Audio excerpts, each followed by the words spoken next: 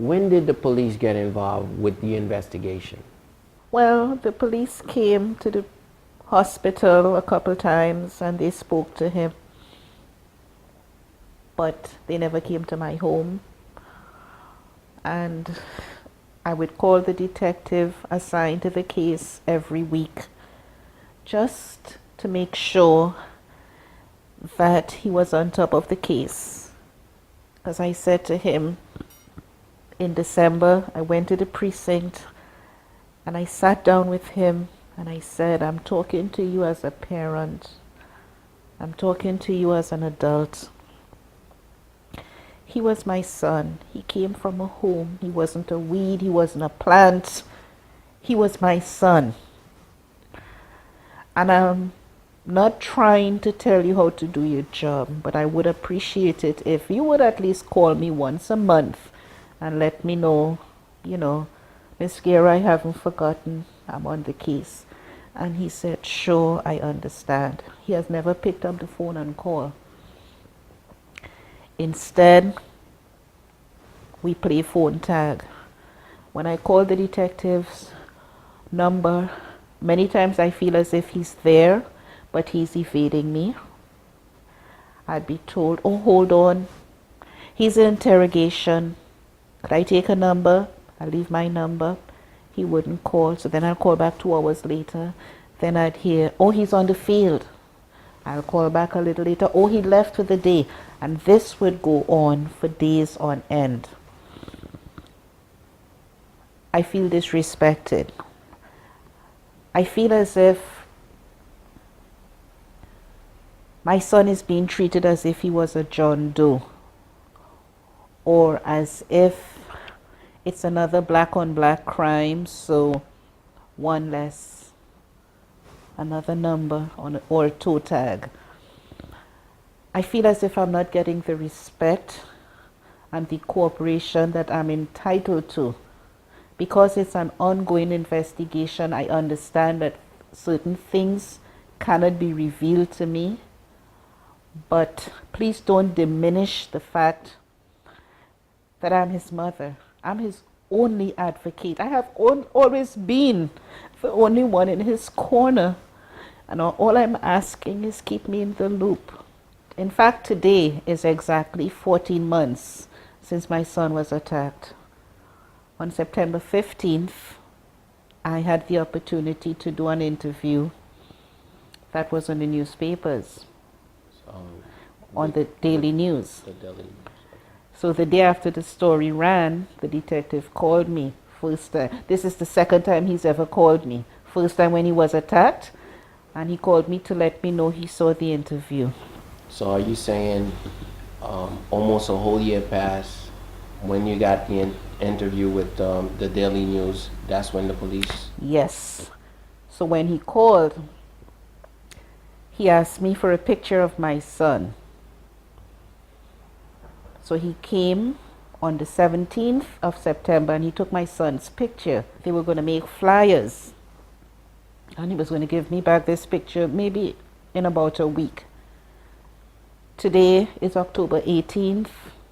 I still haven't received the pictures. He was supposed to come yesterday with it. And that's because I called him and asked him what's holding up the pictures. So again, what's going on? How did you meet Sean Williams, the crime victim advocate? Well, I've always been trying to get the attention of anyone who would listen and help me, because when my son was attacked, someone saw, but no one has come forward. So 3 months ago, I went to a home where Miss Williams was assisting the family of another murder victim. And I introduced myself, and from there a friendship or a partnership has evolved. So she later put me on to you, because on my own I have no voice. I have tried getting the attention of various news associations, and I guess my son's murder was not juicy enough. No one returned my call, and they were very gracious, but they all declined the opportunity to help me. We have with us Sean Williams, crime victim advocate. She's here with us today. Thank you, first of all, for Thank coming. you. Can you please tell us what a crime victim advocate do? Okay, I advocate for the victim and their families. I provide support to the members of the family, and I speak for the actual victim. I became involved with Stephanie's case while working with another case.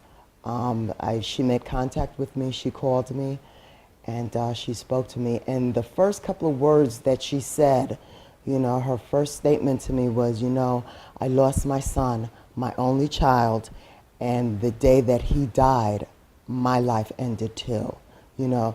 And I thought that that was such a powerful statement because she's here alive and well, and what a terrible place to be that you think that your life ended the day that your child's life ended too, you know. So she caught my attention right away as soon as she said that, and thus, you know, became like our relationship that we've had to try to bring awareness or the investigation to proceed in her son's murder, you know. And I just want to say one thing because I was listening off to the side. Stephanie mentioned that Keron was attacked by 3 unknown assailants and he suffered no defensive wounds. And I have to just let people be aware of what defensive wounds are, okay? Defensive wounds are when, you know, if someone is about to gesture to hit you, you would actually like try to defend yourself, which the word defense comes from. So you would actually raise your hand or something to try to defend yourself.